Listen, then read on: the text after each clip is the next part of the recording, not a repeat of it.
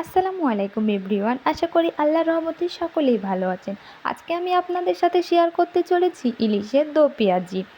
তো এখানে আমি 3টি মাছ নিয়েছি, সাথে হলুদের গুঁড়া, সামান্য লবণ,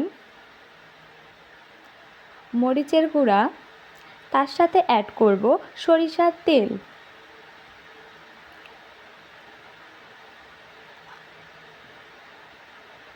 তেল দিয়ে মাছগুলোকে ভালোভাবে এপিট ওপিট করে ম্যারিনেট করে নিতে হবে।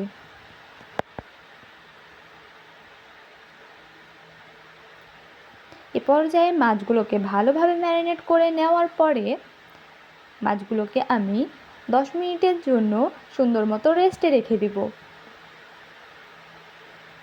তারপর একটি কড়াইয়ে সয়াবিন তেল গরম হতে দেব।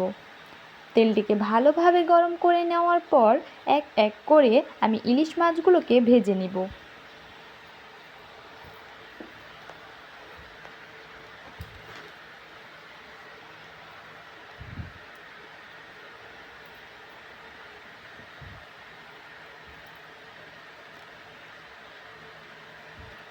এইবার মাছগুলোকে আমি এপিট ওপিট করে সুন্দর মতো ভেজে নিব।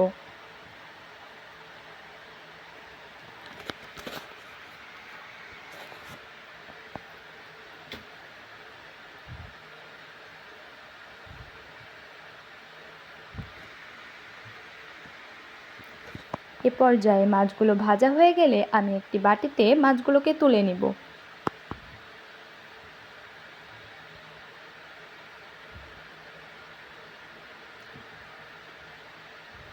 তারপর সে তেলেই পেঁয়াজগুলোকে ছেড়ে দিব।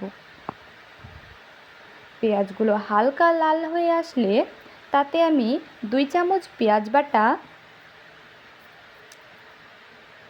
হলুদ, গুঁড়া মরিচ, স্বাদ মতন লবণ ব্যবহার করব। তারপরে আমি মশলা বাটাতে 1 কাপ পানি ব্যবহার করব। মশলাগুলো 2 মিনিট নাড়ার পর আমি আবারও 2 কাপ পানি ব্যবহার করব।